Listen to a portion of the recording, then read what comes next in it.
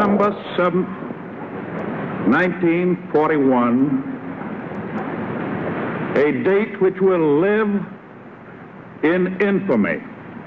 It was World War II started, you know, and I worked for a milk company, and another guy and I were dumping milk that morning. Right. And the boss came in and said, "Hey, we're at war." We said, "Oh boy." I volunteered for the draft. Yeah. 5 of us worked for Carnation Milk Company here in Corey. Right. And we went to Indiantown Gap. Spent a little while there, and then went in the middle of the night, in the middle of the winter, like Fort Lewis, Washington. You know where that is? No. Well, it's outside of Seattle. Okay. And for basic training. And we took an examination because the colleges were saying we're losing students and we can't survive.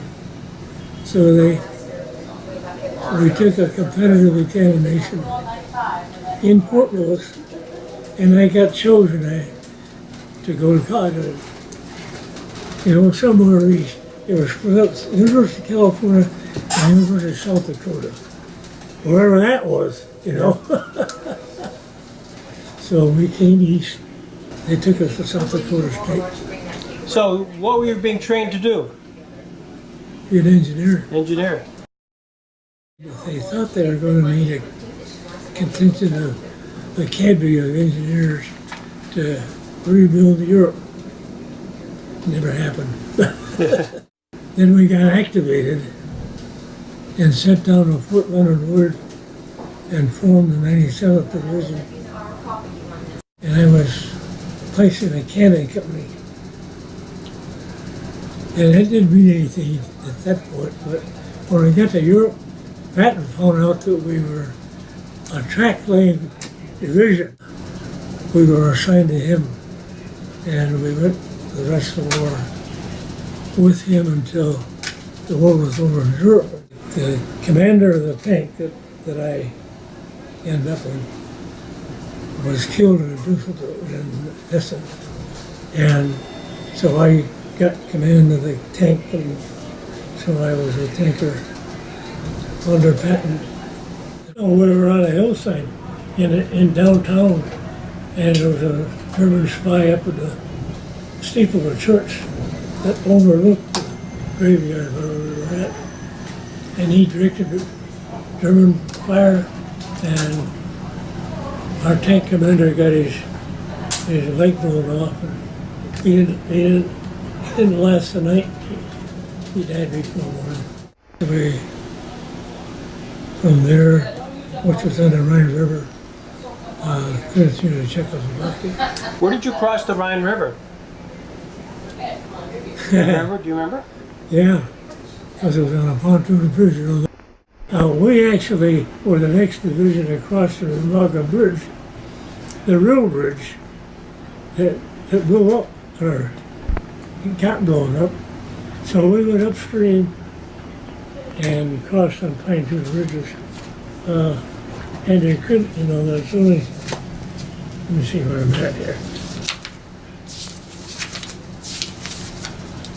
So, yeah, I'm very familiar with the Remagen Bridge, and so you were the next troops to go over, then it blew up. Second troop. The 98th was, when we crossed the Rhine, he was ready to go, and I get down and said, "No, you don't go." You know, and they ended up giving Berlin to the Russians. So we went east. You said your crew was isolated overnight in a village, and the Burgermeister was very cooperative, even offering girls. Yeah, that's Aachen. So you were in Aachen? Yeah. Was there a lot of fighting there when you got there at Aachen? Well, we made the fight. You made the fight. Well, that's a pivotal part of the war, was Aachen. Total war, patterned by the Nazis for all Europe, comes at last to Germany. This is the frontier town of Aachen, the first to fall under the full weight of Allied military might. Because the Nazi commander Bilk refused to surrender, the city was bombed and shelled for 12 days before the American First Army took the town. We interrupt this program to bring you a special news bulletin from CBS World News. President Roosevelt is dead.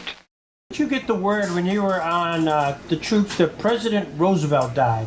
Do you remember how you got the information that FDR died?